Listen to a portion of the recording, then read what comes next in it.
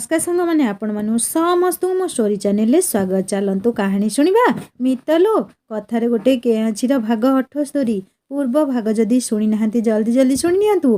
कहानी शुणी सारी सब्सक्राइब करने को केबे भूलिबेनी सांग माने। कष्ट देउछ मते। रंजन निज घर कथा माँ बापा कथा भाभी खूब दुखी होउतुला। से केबे जीव एठू मेडिकल रिपोर्ट कौन आसी के जानी से किछि पचारिबा आगरु पवन कहिला अधा रिपोर्ट आसी सेमिति किछि विशेष असुविधा नहीं आउ जहाँ भी अच्छी अल्प दिन रे से सब ठीक हो जिवो। से अबू को मानिया को पड़िबो। चेरमूली औषध रे से तुमको पूरापूरी सुस्थ करदेले। डिनर सरिला आउ दुहिंकर अंतरंग कथोपकथन चलिला। दुहिंक संपर्क निबिड़रू निबिड़तर हेउथुला। पवन बहुत समय जाए रंजन पाखरे बसी रहिला। राति प्राय 11टा परे पवन उठिला घर को आसिया पई। रंजन खूब आवेगरे पवन हाथ निज हाथ भितरे रखी कहिला प्लीज मेरा मेडिकल जल्दी क्लियर करा दो। रंजन को पुणी थरे कुंढेई धरी पवन कहिला व्यस्त हेबार नाही किछि खूब शीघ्र सब होई जिवो। पवन जीवा बाट को रंजन एक लयरे अनेई रहिथिला। खूब शीघ्र जे हेले से आउ केते अपेक्षा करिवो। पवन घर को एते डेरी रे फेरिबा देखी दीपा अभिमाने मुह फुलेइछि। से जेते ब्रॉड माइंड हेले कौन हेबो। एमिति परिस्थिति सबु स्त्री से एका परी व्यवहार करती। पवन सबु जानी दीपा को आहुरी चिड़ेबा पई कहिला तमे खाई न जाए मु सेई पेशेंट सह खाई देइछि सेठी।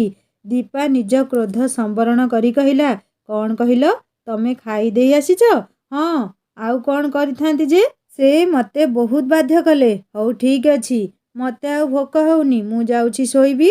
पवन खूब स्नेहरे दीपार हाथटिकु टाणी धरी कहिला मु तो जानी नथिली तमे एते रागी बोली। से पेशेंट तो तम रंधा खाई खूब प्रशंसा करुथुले। भाबुछि काली तमको सांगरे नहीं जीवी काली जीव मो सह हॉस्पिटल ताले। दीपार सबु राग कुआडे उभेई गला। से खुशी होई कहिला हाँ हाँ मु तांकु निश्चय देखा करिबी।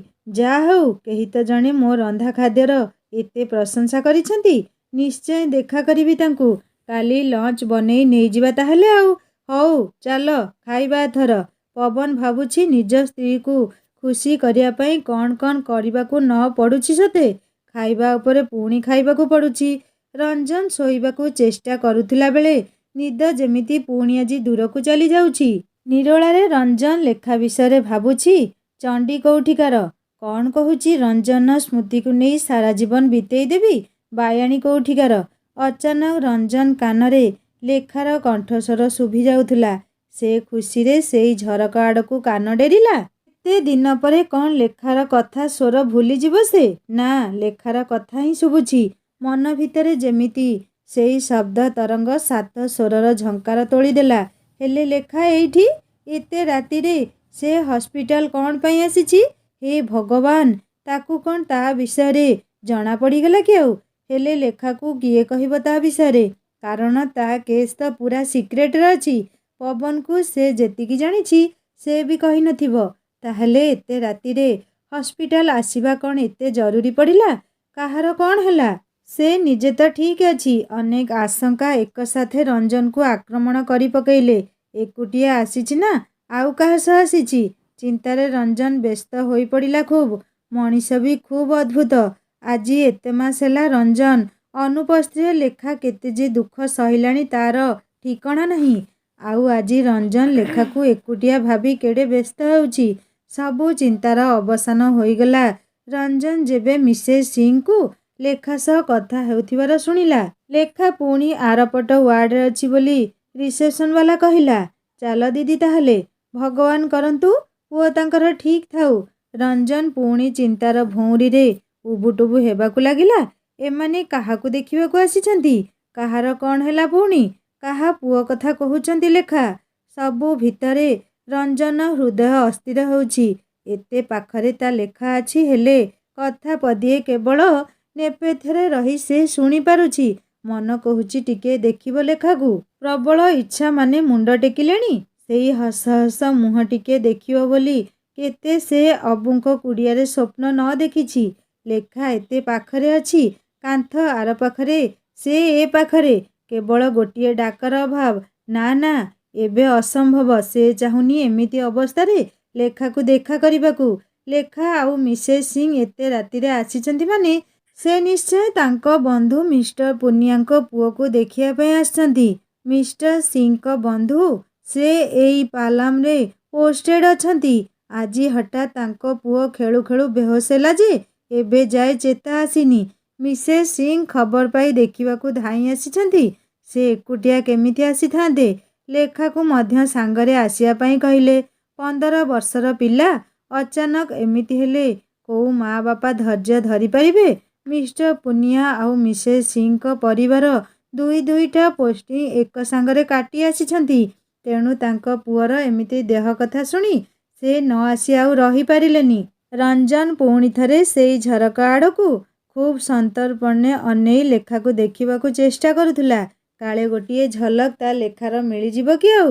ହେଲେ ସେତେବେଳକୁ ମିସେସ୍ ସିଂ ଆଉ ଲେଖା ସେଠାରୁ ଚାଲି ଯାଇଥିଲେ। ସେମାନେ ୱାର୍ଡ ଖୋଜୁଥିଲେ ଯୋଉଠି ମିଷ୍ଟର ପୁନିଆଙ୍କ ପୁଅ ଆଡମିଟ୍ ଅଛନ୍ତି। ଲେଖା ରଞ୍ଜନ ଆଡମିଟ୍ ଥିବା ରୁମ୍ ଆଗରେ ଛିଡ଼ା ହୋଇଥିଲା। ପାଦ ଯୋଡ଼ିକ ଅଚାନକ ଅଟକିଗଲା ସେଇଠି ତାର। ତାକୁ ଯେମିତି ଅନୁଭବ ହେଉଥିଲା ଏଇଠି କୋଉଠି ରଞ୍ଜନ ଅଛି କି ଆଉ। ରଞ୍ଜନ କଥାକୁ ଆଖି ଯୋଡ଼ିକ ଯେମିତି ତାକୁ ବି ଖୋଜୁଛି। ସେ ଆଉଜା ହୋଇଥିବା ରଞ୍ଜନ ରୁମ୍ କବାଟ ଖୋଲିଲା। ରଞ୍ଜନ ଝରକା ଆଡ଼ୁ ନଜର ଫେରେଇ ପୁଣି ବିଛଣାରେ ଗଡ଼ି ପଡ଼ିଲା। ତା ରୁମ୍ କବାଟ କିଏ ଖୋଲି ଏବେ ଆସୁଛି? ଏତେ ରାତିରେ କ'ଣ ସିଷ୍ଟର କିଛି ଟେଷ୍ଟ ପାଇଁ ଆସିଲା କି ଆଉ? ଏତେ ରାତିରେ ବେଳେ ବେଳେ ସିଷ୍ଟର ହିଁ କିଛି ଚେକଅପ୍ ପାଇଁ ଆସେ। ଲେଖା କବାଟ ଖୋଲି ଭିତରକୁ ପାଦ ବଢ଼େଇଲା। ହୃଦୟଟା କାହିଁକି ଖୁବ୍ ଅସ୍ଥିର ହେଉଛି ଏବେ। କିଏ ଯେମିତି କହୁଛି ଏଇଠି କୋଉଠି ଖୁବ୍ ପାଖରେ ତାର ରଞ୍ଜନ। ରଞ୍ଜନ ଉପସ୍ଥିତି ତାକୁ ମର୍ମେ ଅନୁଭବ ହେଉଛି। ସେ ଦେଖିଲା ସିଙ୍ଗଲ ବେଡ୍ ଆଉ ଚାରିପଟେ ପରଦା ପଡ଼ିଛି। ଲେଖାର ପାଦ ଦୁଇଟି ସ୍ୱତଃପ୍ରବୃତ୍ତ ଆଗକୁ ଚାଲିଛି। ରଞ୍ଜନକୁ ପୁଣି ଥରେ ଲେଖାର ବାସ୍ନା ଯେମିତି ମନ ତନ୍ତ୍ରୀକୁ ମହକାଇ ଦେଲା। ସେ ପୁଣି ଥରେ ଲେଖା ପାଇଁ ଅସ୍ଥିର ହେଲା। ଗୋଟିଏ ଝଲକ ଦେଖିଥିଲେ ଅବଶିଷ୍ଟ ଦିନ ହସ୍ପିଟାଲରେ କାଟିବାକୁ ଆଉ କଷ୍ଟ ଲାଗିନଥାନ୍ତା। ଲେଖା ଆଉ ଟିକେ ଆଗେଇଲା ଆଗକୁ। ସେ ଏବେ ଛିଡ଼ା ହୋଇଛି ରଞ୍ଜନର ବେଡ୍ ପାଖରେ। ପରଦା ଆରପାଖେ ରଞ୍ଜନ ଆଉ ଏପାଖେ ଲେଖା। ରଞ୍ଜନ କିଏ ବୋଲି ମୁହଁ ପାଖରେ ପରଦା ଅଳ୍ପ ଆଡ଼େଇ ଦେଖିବାକୁ ଚେଷ୍ଟା କଲା। ଲେଖା। ଆବେଗର ସାତ ସିନ୍ଧୁ ଯେମିତି ଉଛୁଳି ପଡ଼ିଲା ସେଇ ମୁହୂର୍ତ୍ତରେ। ଲେଖା ମୁହଁରେ ଆଖି ପଡ଼ିବା କ୍ଷଣି କେତେ କୋହ ଅନନ୍ତ ଅପେକ୍ଷା ଯେମିତି ତା ଆଖି କୋଣରେ ବହି ଯାଉଥିଲେ। ସେ ନଜର ହଟେଇ ପାରୁନଥିଲା। ହେଲେ ହୃଦୟଟା ଭାଙ୍ଗି ସହର୍ଷ ଖଣ୍ଡ ହୋଇଯାଇଥିଲା ତାର। ରଞ୍ଜନ ଲେଖାର ରୂପ ଦେଖି ଯେମିତି ସେଇଠି ମୁଣ୍ଡ ବାଡ଼େଇ ଚିତ୍କାର କରନ୍ତା। ତା ସ୍ତ୍ରୀ ତା ବିନା ଶ୍ରୀହୀନ ଦିଶୁଛି ଏବେ। କେତେ ଝଡ଼ି ଯାଇଛି। ଶୂନ୍ୟ କପାଳ ଆଉ ଆଖି ଦୁଇଟି ନିଷ୍ପ୍ରଭ। ସେଇଠି ଆଉ ଚମକ ନାହିଁ କି କିଛି ସ୍ୱପ୍ନ ବି ନାହିଁ। ତା ଅନୁପସ୍ଥିତି ଏମିତି ଲେଖା ଜୀବନରେ କାଳ ବୈଶାଖୀ ବୁହାଇ ଦେଇଛି। ରଞ୍ଜନ ପୁଣି ନିଜ ଭିତରକୁ ଫେରିଲା। ସେ ନିଜ ମୁହଁରେ ଚାଦର ଢାଙ୍କି ଧରିଲା। ସେ ନିଜକୁ ନିଜେ କହୁଥିଲା, ନା ଆଉ ତୋତେ କାନ୍ଦିବାକୁ ଦେବିନି ଲେଖା। ମୋର ଏମିତି ଅବସ୍ଥା ଲେଖା ନ ଦେଖିବା ଆବଶ୍ୟକ। ମୁଁ ଆସିବି ତୋ ପାଖକୁ ମୋ ଚଣ୍ଡୀ। ଆଉ ସାଥିରେ ଆଣି ଆସିବି ବହୁତ ଭଲ ପାଇବା। ତୋଠାରୁ ଦୂରେଇ ନ ଯିବାର ପ୍ରତିଜ୍ଞା। ତତେ ଏମିତି ମତେ ହସ୍ପିଟାଲ ବେଡ୍ରେ ଦେଖିବାକୁ ଦେବିନି। ରଞ୍ଜନ ଏଥର ଚାଦର ମୁହଁରେ ଖୁବ୍ ଭଲରେ ଘୋଡ଼େଇ ଧରିଲା। ଲେଖାକୁ ଯେମିତି ଲାଗୁଥିଲା ସେଇଠି କେହି ଜଣେ ଖୁବ୍ ନିଜର ଶୋଇଛି। ରଞ୍ଜନ ନିଜକୁ ନିଜେ ପୁଣି ବୁଝେଇଲା, ଆଉ କେତେଦିନ ମନ ଏମିତି ମିଛ ସ୍ୱପ୍ନ ଦେଖିବୁ? ଏଇଠି କ'ଣ ପାଇଁ ରଞ୍ଜନ ଆସିବ? ଆଉ କିଏ ହେଇଥିବ? କୋଉ ହତଭାଗ୍ୟ ନିଜ ଭାଗ୍ୟ ଆଦରି ଏଇଠି ଶୋଇଛି। ତଥାପି ହୃଦୟର କଥାକୁ ଅମାନ୍ୟ ନ କରିପାରି ସେ ପରଦା ଆଡ଼େଇ ବେଡ୍କୁ ଅନେଇଲା।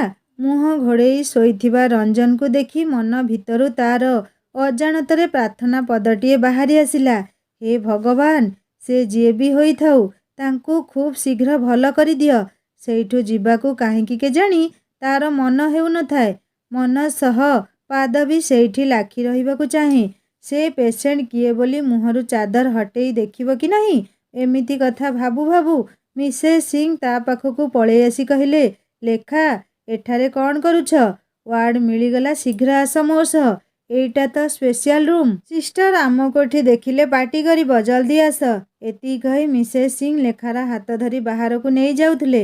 ଲେଖା ନିଜର ଅନିଚ୍ଛା ସତ୍ତ୍ୱେ ଆଗକୁ ଯାଉଥିଲା। କିନ୍ତୁ ପଛକୁ ଅନେଇ ମୁହଁ ଢାଙ୍କି ଶୋଇଥିବା ରଞ୍ଜନକୁ ଦେଖୁଥିଲା, ଯେମିତି କିଛି ଗୋଟିଏ ରହିଗଲା ପଛରେ। କିଛି ଛାଡ଼ି ଦେଇ ଯାଉଛି କି ସେ ପୁଣି ନିଜକୁ କହିଲା, ସବୁ ସ୍ୱପ୍ନ, ସବୁ ମିଛ ସ୍ୱପ୍ନ ମୋର। ଦୁହେଁ ବାହାରି ଯାଇ କବାଟ ବନ୍ଦ କରିବା ଧଡ଼ ଶବ୍ଦରେ ରଞ୍ଜନ ପ୍ରକୃତିସ୍ଥ ହେଲା। ସେଇ ଶବ୍ଦରେ ରଞ୍ଜନ ମନରେ ଭୟ ସୃଷ୍ଟି କରୁଥିଲା। ସେ ମୁହଁରେ ଢାଙ୍କିଥିବା ଚାଦର ହଟେଇ ଉଠି ବସିଲା। ଦୀର୍ଘ ଏତେ ମାସର ଦୁଃଖ ଯନ୍ତ୍ରଣା ବିରହକୁ ଆଜିର ଏଇ କେଇ କ୍ଷଣର ଯନ୍ତ୍ରଣା ବହୁତ ଗୁଣରେ ଅଧିକ ଲାଗୁଥିଲା। ଲେଖାକୁ ଦେଖିବା ପରଠୁ ମନ ଅଶାନ୍ତି ନିଆଁରେ କୁହୁଳି ହେଉଛି। ତାର ବଡି ମିଳି ନଥିଲା, ତଥାପି ଲେଖାକୁ ସେମାନେ ଏମିତି ବେଶରେ ସେ ଆଉ ଭାବି ପାରୁନଥିଲା ଆଗକୁ। ଇଚ୍ଛା ହେଉଥିଲା ଧାଇଁ ଯାଇ ଲେଖା କପାଳରେ ପୂର୍ଣ୍ଣମୀର ଚାନ୍ଦ ପରି ଗୋଲ ଲାଲି ବିନ୍ଦିଟିଏ ଆଙ୍କି ଦିଅନ୍ତା କି? ପୁଣି ନିଜ ମନକୁ ସଂକୁଚିତ କରି ଧୈର୍ଯ୍ୟର ମଞ୍ଜୁସା ଭିତରେ ରଖି ତାଲା ପକେଇଲା। ନା, ସେ ଏମିତି ହେଲେ ଲେଖାକୁ କିଏ ସାନ୍ତ୍ୱନା ଦେବ? ଆଖିରୁ ନିଦ କୁଆଡ଼େ ଉଡ଼ି ଯାଇଥିଲା। ପୁଣି ଚିନ୍ତା ହେଉଥିଲା ଲେଖା ପାଇଁ। ମିସେସ୍ ସିଂ ଆଉ ଲେଖା ଫେରିଲେଣି କି ନାହିଁ? କାହା ସହ ଦୁହେଁ ଆସିଛନ୍ତି କେଜାଣି? ଟ୍ୟାକ୍ସି କରି ଏତେ ରାତିରେ ଦୁଇଜଣ କ'ଣ ହିଣ୍ଡନ୍ ଫେରିବେ? ହେ ଭଗବାନ, ଏ ଲେଖାର କୋଉଦିନ ବୁଦ୍ଧି ହେବ କେଜାଣି? ଘରକୁ ଗଲେ 2 ପାହାର ଦେଇ ତୋ ବିଚାର କରିବି ରହଚଣ୍ଡୀ। ଆଖି ବୁଜି ହୋଇ ଆସୁଥିଲା ଧୀରେ ଧୀରେ ରଞ୍ଜନ। Good morning sir. ରଞ୍ଜନର ନିଦ ଭାଙ୍ଗିଲା ସିଷ୍ଟର ସୁପ୍ରଭାତ କାମନାରେ। ସେ କହିଲା, I am fine sister. Sister Ranjan regular checkup ସାରି ଫେରିଗଲା। ଡାକ୍ତରଙ୍କ ରାଉଣ୍ଡ ପୂର୍ବରୁ ପବନ ଘରୁ ଟିଫିନ୍ ଧରି ରଞ୍ଜନ ପାଖରେ ପହଞ୍ଚିଲା। ପବନକୁ ଦେଖି ରଞ୍ଜନ ଓଠରେ ତାଜା ହସ ଚେନାଇ ଖେଳିଗଲା। ଏଇ କେଇଦିନ ପରିଚୟରେ ପବନ କାହିଁକି ରଞ୍ଜନକୁ ଖୁବ୍ ଆପଣାର ଲାଗେ। ଦୁନିଆରେ ହୋଇପାରେ ରକ୍ତ ସମ୍ପର୍କ ସବୁଠୁ ବଡ଼ ସମ୍ପର୍କ, କିନ୍ତୁ ଏମିତି କିଛି ସମ୍ପର୍କ ଅଛି ଯାହାର କିଛି ତୁଳନା ନାହିଁ। ପବନ ରଞ୍ଜନ ପାଖରେ ବସିପଡ଼ି ପଚାରିଲା, କେମିତି ଅଛ? ଟିକିଏ ଲେଟ୍ ହୋଇଗଲା ଆସିବାକୁ। କାଲି ରାତିରେ ଲେଖା ଆସିଥିଲା ମିସେସ୍ ସିଂଙ୍କ ସହ କୋଉ ଜଣେ ପିଲାକୁ ଦେଖିବା ପାଇଁ। ଦୂରରୁ ଦେଖିଲି ତାକୁ। କହୁ କହୁ ରଞ୍ଜନ ଆଖି ଓଦା ହୋଇ ଆସୁଥିଲା। ରଞ୍ଜନ, ଗୋଟିଏ ଖୁସି ଖବର। ଆଜି ତମ ପାଇଁ ମେଡିକାଲ ବୋର୍ଡ ବସିବ। ଯଦି ସବୁ ପଜିଟିଭ୍ ଆସିଲା କାଲି କି ପହରଦିନ ହୁଏତ ଡିସଚାର୍ଜ ହୋଇପାରେ ତମର। ରଞ୍ଜନ ନିଜ ହାତରେ ପବନ ହାତକୁ ଧରି କହିଲା, ଭାଇ ପ୍ଲିଜ୍ ମୋ ମେଡିକାଲ କ୍ଲିୟର କରିଦିଅ ଜଲ୍ଦି। ମୋ ପ୍ରେସର ପାଇଁ ଏତେ ଶୀଘ୍ର ବୋର୍ଡ ବସୁଛି। ତମେ ବ୍ୟସ୍ତ ହୁଅନି। ତମର ଏବେ କୌଣସି ଅସୁବିଧା ନାହିଁ। ଡିସଚାର୍ଜ ହୋଇଯିବ କାଲି କି ତା ପରଦିନ। କିନ୍ତୁ ତମକୁ ଗୋଟିଏ ବର୍ଷ କି ମିନିମମ୍ 6 ମାସ ଫ୍ଲାଇଂ ପାଇଁ ଅନୁମତି ମିଳିବନି। ସତରେ? କିନ୍ତୁ ମୋର ସାଇକିଆଟ୍ରିକ୍ ଟେଷ୍ଟ ତ ପଜିଟିଭ୍ ଅଛି। ପୁଣି ଏତେ ଲମ୍ବା ସମୟ କ'ଣ ପାଇଁ ଡାଉନ୍ କରୁଛନ୍ତି? ଆରେ ଭାଇ, ରେଷ୍ଟ କର। ଗ୍ରାଉଣ୍ଡରେ କାମ କର ଏତିକି ଦିନ। ତାପରେ ତ ପୁଣି ଫ୍ଲାଇଂ କରିବ ନା। ପବନ ଟିଫିନ୍ ଖୋଲିଲା। ରଞ୍ଜନ କାଲି ରାତିଠାରୁ ଭୋକ ଯେମିତି କୁଆଡ଼େ ମରିଯାଇଛି। ସେ କହିଲା, ପବନ, ମତେ ଆଦୌ ଭୋକ ହେଉନି। କିଛି ଖାଇବିନି ଏବେ। ଲେଖାକୁ ଦେଖି ଭୋକ ମରିଗଲା? ତମ ଭଉଣୀ ଏତେ ଶ୍ରଦ୍ଧାରେ ବନେଇ ଦେଇଛି, ନ ଖାଇଲେ କେମିତି ହେବ ଯେ? ଆଉ ଗୋଟେ ରାତି କି 2 ରାତି ପରେ ତମ ଲେଖା ହାତରନ୍ଧା ଖାଇବ। ହଁ, ଆଜି ଖାଇନିଅ। ଏମିତି ହେଲେ କ'ଣ ଚଳିବ? ଦୀପା ପରା ଆସିବାର ଥିଲା ତମ ସହ। ହଁ, ମୁଁ ଡ୍ୟୁଟିରୁ ଫେରିଲେ ସନ୍ଧ୍ୟାରେ ଆସିବୁ। ମୁଁ ଦୀପାକୁ କ'ଣ କ'ଣ କହିଛି ଜାଣିଛ? ସେ ଭିତରେ ଭିତରେ ମୁହଁ ଫୁଲେଇ ରଖିଛି। ମୁଁ କ'ଣ ତମ କଥା କହିଛି କି ତାକୁ? ଜଣେ ପେସେଣ୍ଟ ମୋର ଖୁବ୍ ପ୍ରିୟ। ତା ପାଇଁ ରୋଷେଇ କରିଦିଅ ଟିକେ। ରୋଷେଇ ତ କରିଦେଉଛି, କିନ୍ତୁ ଭିତରେ ଭିତରେ ଅଭିମାନ କରିଛି ମୋ ବିଦ୍ୟାବତୀ। କ'ଣ? ହଁ, ମୋ ବିଦ୍ୟାବତୀ ସେ। ଏଥର ରଞ୍ଜନ ହସି ପକେଇଲା ପବନ କଥାରେ। ଭଲ ନାମ ଦେଇଛ ଆଉ, ବିଦ୍ୟାବତୀ। ରଞ୍ଜନର ମନ ଟିକେ ପରିବର୍ତ୍ତନ ହେଲା। ପବନ ଡ୍ୟୁଟିରୁ ଫେରି ଦୀପାକୁ ଟିକେ ଚିଡ଼ିବା ପାଇଁ ଗୁଣୁ ଗୁଣୁ ହୋଇ ଗୀତ ଗାଇ ଗାଇ ବାଥରୁମରେ ପଶିଲା। ଦୀପା ଭାବୁଛି, ସେ ପେସେଣ୍ଟ କିଏ ଏମିତି, ଯାହା ପାଇଁ କେତେ ଯତ୍ନରେ ଖାଇବା ବନେଇ ନେଉଛନ୍ତି। ଏଇଟା ବନେଇ ଦିଅ, ସେଇଟା ବନେଇ ଦିଅ, ଏମିତି କହି କହି କେତେ କ'ଣ ରୋଷେଇ କରେଇ ସେ ପେସେଣ୍ଟ ପାଇଁ ନେଉଛନ୍ତି। ଆରେ ମୁଁ କିଛି କହୁନି ବୋଲି ନା କ'ଣ? ଦୀପା ମନରେ ଏଥର ନାରୀ ସୁଲଭ ଈର୍ଷା ଉଙ୍କି ମାରୁଥିଲେ। ପବନ ଯେମିତି ବାଥରୁମରୁ ବାହାରିଛି, ଦୀପା ତା ଆଗରେ ଖୁବ୍ ରାଗ ତମତମ ହୋଇ ଛିଡ଼ା ହୋଇଗଲା। ଦୀପାର ଏମିତି ବ୍ୟବହାର ପବନକୁ ଭିତରେ ଭିତରେ ଖୁବ୍ ଆମୋଦିତ କରୁଥିଲା। ସେ ପେସେଣ୍ଟ କିଏ? ତମେ ତାକୁ ଦେଖା କରି ଆସିଲା ପରେ ଏତେ ଖୁସି ଥାଅ କାହିଁକି? ସେ ଝିଅ ନା ପୁଅ? ଆରେ ବାପରେ, ଏକାଥରେ ଏତେ ପ୍ରଶ୍ନ? ଆଜି ସନ୍ଧ୍ୟାରେ ମୋ ସହ ଯିବ ପରା ତାଙ୍କୁ ଦେଖିବାକୁ। ତାପରେ ଯାହା କରିବ ସହିଯିବି। ଏବେ ବହୁତ ଭୋକ ହେଉଛି, ଖାଇବାକୁ ବି ଦେବନି ଦୀପା। ପବନ ଖୁବ୍ ଖୁସି ହେଉଛି ଭିତରେ ଭିତରେ। ଏଇ ବୋଧେ ପ୍ରେମର ଭଲ ପାଇବାର ପ୍ରମାଣ। ଦୀପା ତାକୁ ଏବେ ଅନ୍ତରର ସହ ଭଲ ପାଇବା ଆରମ୍ଭ କଲାଣି ବୋଧହୁଏ। ସନ୍ଧ୍ୟାରେ ପବନ ସହିତ ଦୀପା ସେଇ ପେସେଣ୍ଟ ପାଇଁ ଖାଇବା ଟିଫିନରେ ଧରି ହସ୍ପିଟାଲ ଯିବାକୁ ବାହାରିଲା।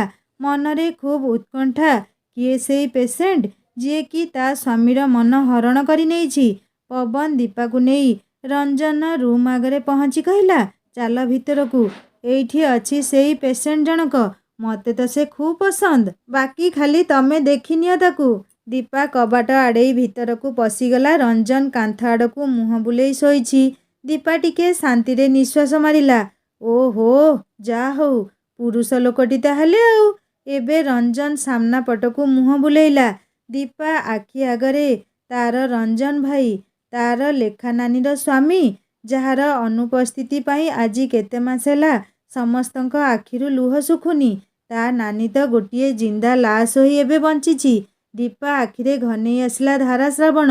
ସେ ସଙ୍ଗେ ସଙ୍ଗେ ରଞ୍ଜନକୁ ଦୁଇ ହାତରେ କୁଣ୍ଢେଇ ଧରି ଅବୋଧ୍ୟ କୋହ ସହିତ ଧକେଇ ହୋଇ କହିଲା, ରଞ୍ଜନ ଭାଇ ତମେ? ରଞ୍ଜନ ଭାଇ ତମେ ଏଠି କେମିତି? ଆରେ ମୋ ସୁନା ଭଉଣୀ ଏମିତି କାନ୍ଦନ୍ତି? ତୁ ପରା ବାହା ହୋଇ ସାରିଲୁଣି। ଛୋଟ ପିଲା ପରି କ'ଣ କାନ୍ଦୁଛୁ? ରଞ୍ଜନ ଭାଇ, ତମ ପାଇଁ ସମସ୍ତେ କେତେ କାନ୍ଦୁଛନ୍ତି ଜାଣିଛ? କୋଉଠି ରହିଗଲ ଏତେ ଦିନ? ରଞ୍ଜନ ଆଖିରୁ ମଧ୍ୟ ବହି ଯାଉଥିଲା ଅମାନିଆ ଦୁଇ ଧାର। ସେ ଦୀପା ଆଖିରୁ ଲୁହ ପୋଛି ଦେଇ କହିଲା, ମୁଁ ତ ଆସିଗଲିଣି, ଆଉ କାହିଁକି କାନ୍ଦୁଛୁ? ବାସ୍, ଆଉ ନା ନା, ଆଉ ଜମା ବି କାନ୍ଦେନା। ଦୀପା ରଞ୍ଜନ ଛାତିରେ ମୁଣ୍ଡ ଜାକି ବହୁତ ସମୟ ଯାଏଁ ଯେତେ ଲୁହ ଥିଲା ଢାଳି ଦେଇ ଯାଉଥିଲା। ପବନ ହସି ହସି କହିଲା, ଦୀପା ଇଏ କ'ଣ? ତମେ ପରା ଭିତରେ ଭିତରେ କେତେ ରାଗୁଥିଲ କିଏ ସେଇ ପେସେଣ୍ଟ ଦେଖିଲେ ତା କଥା ବୁଝିବ ବୋଲି, ଆଉ ଏବେ କ'ଣ ଏମିତି? ଦୀପା ରଞ୍ଜନକୁ ଛାଡ଼ି ପବନ ଆଡ଼କୁ ଅନେଇ କହିଲା, ତମେ ଖୁବ୍ ବଦମାସ। ମୋ ରଞ୍ଜନ ଭାଇ ବୋଲି କହିଥିଲେ ଆହୁରି କେତେ କ'ଣ ବନେଇ ଦେଇ ଆଣିଥାନ୍ତି। ନାନୀ ଜାଣିଛି କି ନାହିଁ? ସେ କାହିଁ? ରଞ୍ଜନ ଖୁବ୍ ସ୍ନେହରେ ଦୀପାର ହାତ ଧରି ନେଇ ବସେଇଲା। କହିଲା, ଦୀପା ଶୁଣ ମୋ କଥା। ନାନୀକୁ କିଛି କୁହା ହୋଇନି। ସେ ମୋତେ ହସ୍ପିଟାଲ ବେଡ୍ରେ ଦେଖିଲେ କାନ୍ଦିବ ଆଉ ଦିନରାତି ବାହାରେ ୱେଟିଂ ରୁମ୍ରେ ବସି ରହିବ। କାଲି କି ପହରଦିନ ମୋତେ ଡିସଚାର୍ଜ ମିଳିଯିବ। ମୁଁ ଆସିବି ଭଲ ହୋଇ ନାନୀ ପାଖକୁ। ତୁ କିଛି କହିବୁନି ତାକୁ? ହଉ ରଞ୍ଜନ ଭାଇ, କିଛି କହିବିନି। ତମେ କୋଉଠି ଥିଲ ଏଯାଏଁ? ଆରେ ପାଗେଳି, ତୋ ଡାକ୍ତର ସାହେବଙ୍କୁ ପଚାରି ନେବୁ। ସେ ସବୁ କଥା ଜାଣିଛନ୍ତି। ତାଙ୍କ ସହ ମୁଁ କିଛି କଥା ହେବାକୁ ଚାହେଁନି। ରଞ୍ଜନ କିଛି କହିବା ଆଗରୁ ପବନ ଦୁଃଖୀ ହୋଇ କହିଲା, ମୋର ପୁଣି କି ଦୋଷ ହେଲା? ଦୀପା ଟିକେ ମୁହଁ ମୋଡ଼ି ଦେଇ ରଞ୍ଜନ ଆଡ଼କୁ ଦେଖି କହିଲା, ରଞ୍ଜନ ଭାଇ, ତମକୁ ଦେଖି ମୋତେ ଆଜି କେତେ ଖୁସି ଲାଗୁଛି ତମେ ଭାବି ପାରିବନି। ରଞ୍ଜନ ଦୀପାର ମୁଣ୍ଡ ଆଉଁସି ଦେଇ କହିଲା, ମୋ ସୁନା ଭଉଣୀ, ଆଉ କାହିଁକି କାନ୍ଦୁଛୁ? ଆଉ ତୁ ଏବେ ରୋଷେଇ ବି ଶିଖିଗଲୁଣି? ଏତେ ଦିନ ପରେ ତତେ ମୋ ପାଖରେ ଦେଖି କେତେ ଖୁସି ଲାଗୁଛି ତୁ ଭାବି ପାରିବୁନି। ଦୀପା ରଞ୍ଜନ ଆଉ ପବନ ପାଇଁ ଡିନର ବାଢ଼ିଲା। ରଞ୍ଜନକୁ ଏକୁଟିଆ ଖାଇବାକୁ ଭଲ ଲାଗିବନି ବୋଲି ପବନ ସବୁବେଳେ ତା ସାଥିରେ ଖାଇବାକୁ ବସେ। ରଞ୍ଜନ ଖାଉ ଖାଉ ଦୀପା ରୋଷେଇର ଖୁବ୍ ପ୍ରଶଂସା କରୁଥିଲା। ଦୀପାକୁ ଅନେଇ ପଚାରିଲା, ଦୀପା ଆଉ ଯାହା ରୋଷେଇ ଶିଖିନୁ ନାନୀ ପାଖରୁ ଶିଖିନେବୁ। ଆଉ ଡାକ୍ତର ବାବୁଙ୍କ ସହ ମୋ ଭଉଣୀ ଖୁସି କି ନାହିଁ? ଦୀପା ପବନ ଆଡ଼େ ଟିକିଏ ବକ୍ର ଦୃଷ୍ଟିରେ ଅନେଇଲା। ମୁଁ କିଛି ଶୁଣୁନି ଦୀପା। ଯାହା କହିବା କଥା କହିପାର ତମ ଭାଇ ଆଗରେ।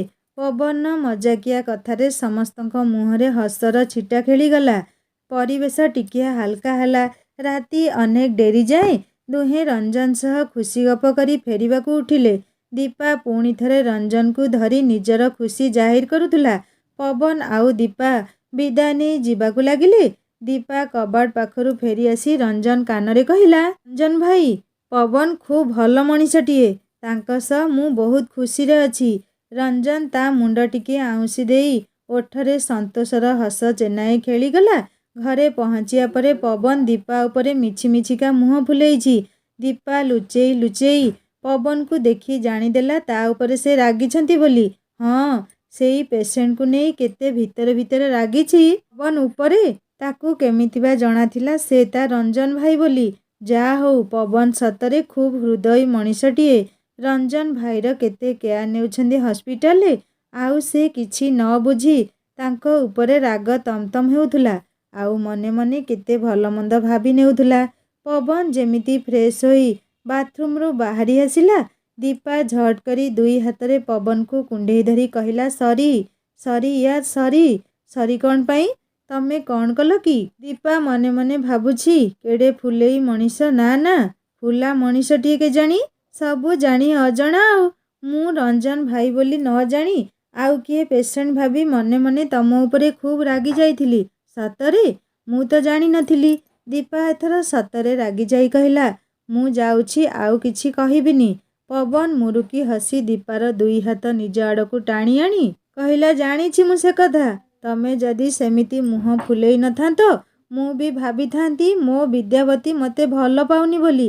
ଦୀପା ଆହୁରି ନିବିଡ଼ ଭାବରେ ପବନକୁ ନିଜ ଗାଢ଼ ଆଲିଙ୍ଗନରେ ଧରି କହିଲା, I love you so much. Pawan ବି ମନେ ମନେ ଦୀପାର ଏଇ ପ୍ରେମ ସୁଲଭ ବ୍ୟବହାରରେ ଖୁବ୍ ଆମୋଦିତ ହେଉଥିଲା। ସେ କହିଲା, ତମକୁ ଛାଡ଼ି କୁଆଡ଼େ କୋଉ ପେସେଣ୍ଟକୁ ଅନେଇବି କହିଲ? ତମେ ତ ମୋର କୋଟି ପୁଣ୍ୟର ଫଳ। ଦୀପା, ସତରେ ତମକୁ ମୁଁ ସେଇ ପ୍ରଥମ ଦିନରୁ ହିଁ ବହୁତ ବହୁତ ଭଲ ପାଏ। ଏମିତି ତମ ସହ ଟିକେ ମଜା କରୁଥିଲି ସିନା। ରଞ୍ଜନ ଭାଇକୁ ଶୀଘ୍ର ଠିକ୍ କରି ନାନୀ ପାଖକୁ ପଠେଇ ଦିଅ ପ୍ଲିଜ୍। ନାନୀ ବହୁତ କଷ୍ଟ ପାଉଛି ରଞ୍ଜନ ଭାଇ ବିନା। କେମିତି ଝୁରି ଝୁରି କଣ୍ଟା ହୋଇଗଲାଣି ମୋ ନାନୀ। ନିଶ୍ଚୟ ନିଶ୍ଚୟ। ମୋଠୁ କିଏ ଅଧିକ ଜାଣିବ ଲେଖାର ଦୁଃଖ କଷ୍ଟ? ତମ ରଞ୍ଜନ ଭାଇ ଖୁବ୍ ଶୀଘ୍ର ତମ ନାନୀ ପାଖରେ ପହଞ୍ଚିବ। ଚିନ୍ତା ଆଉ କରନି। ପବନ ଏଥର ଦୀପାର ଅଧର ତୋଳି ଧରି ପଚାରିଲା, ଆଚ୍ଛା, ଆସିଲା ବେଳେ ଫେରିଯାଇ ରଞ୍ଜନ କାନରେ କ'ଣ କହିଲ କି? ଦୀପା ଆହୁରି ଗେଲରେ ପବନ ଛାତିରେ ମୁହଁ ଜାକି ଧରି କହିଲା, ତମକୁ କାହିଁକି କହିବି? ସେଇଟା ଆମ ଦୁହିଁଙ୍କ ସିକ୍ରେଟ୍। ପବନ ଟିକେ ମୁରୁକି ହସି ଦେଇ ଦୀପା ଗାଲରେ ସ୍ନେହର ଚୁମାଟିଏ ଦେଇ କହିଲା, ହେଲେ ମୁଁ ଜାଣିଛି କ'ଣ କହି ଆସିଲ। ଦୀପା ଆଶ୍ଚର୍ଯ୍ୟ ହୋଇ ମୁହଁ ଉଠେଇ ପବନ ମୁହଁକୁ ଅନେଇଲା। ହଁ ମ୍ୟାଡମ୍, ମୁଁ ଯେତେବେଳେ ରୋଗୀଙ୍କୁ ଟ୍ରିଟମେଣ୍ଟ କରେ ସେମାନଙ୍କ ମନ ପ୍ରଥମେ ପଢ଼ିବାକୁ ଚେଷ୍ଟା କରେ, ଆଉ ବୁଝି ମଧ୍ୟ ପାରେ। ଆଉ ତମ ମନ ମୁଁ ଜାଣିପାରିବିନି କେମିତି ଯେ? ଏତିକି ଦିନ ଭିତରେ ମୁଁ ମୋ ବିଦ୍ୟାବତୀକୁ ଖୁବ୍ ଭଲରେ ଜାଣିଗଲିଣି। କ'ଣ କୁହ ତାହେଲେ ତୁମେ? ଦୀପା ଖୁବ୍ ଉତ୍ସୁକତାର ସହିତ ପଚାରିଲା। ତମେ କହିଲ? ପବନ ବହୁତ ବହୁତ କ'ଣ ମ? ଆହୁରି କହିବାକୁ ପଡ଼ିବ? ନିଜ ପ୍ରଶଂସା ନିଜ ମୁହଁରେ କେମିତି କହିବି ଯେ? ଦୀପା ଲାଜରେ ମୁହଁ ପବନ ଛାତିରେ ଲୁଚେଇ କହିଲା, ତମେ ବହୁତ ବଦମାସ୍। ଆଗରୁ ତ ନଥିଲି, ଏବେ ଯଦି ହେଉଥିବି ସେଥିପାଇଁ ବୋଧହୁଏ ତମେ ଦାୟୀ। ଧେତ୍, ମୁଁ କେମିତି ଦାୟୀ ଯେ? କୋଉଠିକାର ରାତ୍ରି ରାଣୀ ପାଦ ବଢ଼େଇ ଆଗେଇ ଚାଲିଥିଲେ ଆଗକୁ ଆଗକୁ ଆଉ ଏକ ନୂଆ ସକାଳ ଆଡ଼କୁ। ସକାଳ ଦ୍ୱିପ୍ରହର ପୁଣି ସନ୍ଧ୍ୟା ହେବାକୁ ବସିଲାଣି, ହେଲେ ରଞ୍ଜନ ପାଖକୁ ଆଜି ଥରଟିଏ ବି ପବନ ଦେଖା କରିବାକୁ ଆସିନି। କ'ଣ ହେଲା ତାର କେଜାଣି? ଏମିତି ତ ଏଠାକୁ ଆସିବା ଦିନରୁ ଏମିତି ସେ କରିନାହିଁ। ଆଜି କ'ଣ ହେଲା ପୁଣି? ସିଷ୍ଟର ବି କେବଳ ସକାଳେ ଚେକଅପ୍ ପାଇଁ ଆସିଥିଲା, ଆଉ ତାପରେ ଦେଖା ନାହିଁ। ରଞ୍ଜନ ଝରକା ଦେଇ ବାହାରକୁ ଅନେଇଲା। କେତେ ନୂଆ ଲୋକ, ନୂଆ ମୁହଁ। କିଏ ଫେରିଯାଉଛି ତ କିଏ ପୁଣି ରୋଗ ସହ ସଂଗ୍ରାମ କରିବାକୁ ଆସୁଛି। ସବୁ ତ ଠିକ୍ରେ ନିତ୍ୟ ଧାରାରେ ଚାଲିଛି, ହେଲେ ତା ଜୀବନ ଗତି ଯେମିତି ଅଟକି ଯାଇଛି। କ'ଣ ହେଲା କେଜାଣି? କବାଟ ଖୋଲିବାର ଶବ୍ଦରେ ରଞ୍ଜନ ଝରକାରୁ ମୁହଁ ବୁଲେଇଲା। ହସି ହସି ପବନ ପଶି ଆସୁଥିଲା ତା ଆଡ଼କୁ। ରଞ୍ଜନ, ସୋ ସରି ୟାର, ଆଜି ସକାଳଠୁ ବହୁତ ବିଜି। ଗୋଟିଏ ସର୍ଜରୀ ଥିଲା ତ, ସେଇଠୁ ପୁଣି ତମ ପାଇଁ ମେଡିକାଲ ବୋର୍ଡରେ ଯାଇ ବସିବାର ଥିଲା। ଏବେ ସରିଲା ସେ ମିଟିଂ।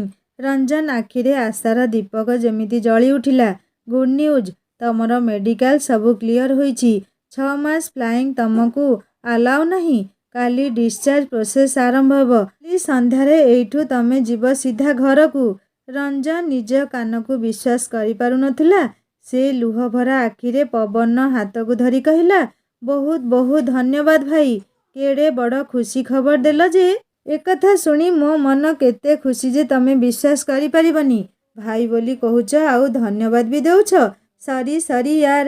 ପବନକୁ ପୁଣି ସେଇ ସର୍ଜରୀ ପେସେଣ୍ଟକୁ ଆଟେଣ୍ଡ କରିବାର ଥିଲା। ସେ ତେଣୁ ରଞ୍ଜନକୁ ସ୍ନେହରେ ଶୁଭେଚ୍ଛା ଜଣେଇ ବାହାରିଗଲା ତା ପାଖରୁ। ରଞ୍ଜନ ମନ ପୁଣି ସ୍ୱପ୍ନ ଦେଖିବାକୁ ଲାଗିଲା। ଆଉ ଗୋଟିଏ ରାତିର ବ୍ୟବଧାନ। ଏଇ ରାତି ପାହିଲେ ଆସିବ ତା ଜୀବନର ଶୁଭ ସକାଳ। ପ୍ରତୀକ୍ଷାର ପ୍ରଭାତ ପାଇବ ଆଉ ଶତ ଶତ ମିଳନ। ସୁମନ ଚାରିଆଡ଼େ ଫୁଟି ଯାଇ ତାକୁ ତା ଲେଖା ଆଡ଼କୁ ବାଟ କଢ଼େଇ ନେବେ। ରାତି ହୋଇ ଆସୁଥିଲା। ପବନ ନିଜେ ଆସିପାରିନି। ଆଜି ଆଉ ଗୋଟିଏ ସର୍ଜରୀ ଅଛି। ତେଣୁ ଡିନର ଆଉ କାହା ହାତରେ ତା ପାଖକୁ ପଠେଇ ଦେଇଥିଲା। ରଞ୍ଜନ ଖୁସିରେ ଏତେ ବିଭୋଳ ହୋଇଯାଇଛି ଯେ ତାକୁ ଆଜି ଭୋକ ନାହିଁ। ଏଇ ରାତି ପାହିବାର ଅପେକ୍ଷା କେବଳ। ରାତି ଅନେକ ହେଲାଣି। ଛାଇ ଛାଇ ନିଦରେ ତାକୁ ଲାଗିଲା ଲେଖା ଯେମିତି କହୁଛି, ଆଉ କେତେ ଦିନ ରଞ୍ଜନ, କେବେ ଆସିବୁ ତୁ? ରଞ୍ଜନ ଯେମିତି ଉତ୍ତରରେ କହୁଥିଲା, ଆଉ ପରା ଗୋଟିଏ ରାତିର ବ୍ୟବଧାନ। ଲେଖା ଉଠି ବସିଥିଲା ସୋଫା ଉପରେ। ଆଖିରେ ତାର ମଧ୍ୟ ନିଦ ନାହିଁ। ନିଜ ଉପରୁ ବିଶ୍ୱାସର ଡୋରଟି ଖସି ଖସି ଯାଉଛି ଧୀରେ ଧୀରେ। ନା ନା, ସେ ପୁଣି ଖୁବ୍ ଆକର୍ଷଣରେ ଧରିଲା ସେଇ ବିଶ୍ୱାସର ଡୋରଟିକୁ। ନିଜକୁ ନିଜେ କହିଲା, ନା, ମୁଁ କେବେ ହାର ମାନିବିନି। ମୋ ରଞ୍ଜନ ଦିନେ ଫେରିବ ନିଶ୍ଚୟ ମୋ ପାଖକୁ। ରାତି ପାହି ଆସୁଥିଲା ସବୁଦିନ ପରି। ହେଲେ ରଞ୍ଜନ ଆଉ ଲେଖା ପାଇଁ ଆଣି ଦେଇଥିଲା ଅନେକ ସ୍ୱପ୍ନ ଆଶାର କିରଣ। ରଞ୍ଜନ ଉଠି ତାର ଡିସଚାର୍ଜ ଫର୍ମାଲିଟିରେ ଲାଗି ପଡ଼ିଲା। ଏ ଡିଫେନ୍ସ ହସ୍ପିଟାଲରେ ଆଡମିଟ୍ ହେବା ଯେତେ ସହଜ, ଡିସଚାର୍ଜ ସ୍ଲିପ୍ ମିଳିବା ସେତେ କଷ୍ଟ। ହେଲେ ବି ରଞ୍ଜନ ମନରେ ଅଫୁରନ୍ତ ଆନନ୍ଦ ଥିଲା। ଲେଖା ପାଇଁ ସକାଳ ସମୀରରେ ଯେମିତି ଆଉ କିଛି ନୂଆ ମାଦକତା ଭରି ରହିଛି। ଫୁଲ ସୁଗନ୍ଧରେ, ପକ୍ଷୀର କାକଳିରେ, ଥଣ୍ଡା ଥଣ୍ଡା ଶୀତୁଆ ପବନ ସବୁ ଯେମିତି ତାର ଶୁଷ୍କ ମରୁସମ ମନ ଭିତରେ ଉନ୍ମାଦନା ସୃଷ୍ଟି କରୁଥିଲେ। ବହୁ ଦିନ ପରେ ଲେଖା ସେଇ ଯୋଡ଼ି ପାରାଙ୍କୁ ଦେଖିଲା। ଛୋଟା ହୋଇଯାଇଥିବା ପାରାଟି ବହୁତ ପରିମାଣରେ ଠିକ୍ ହୋଇଯାଇଛି।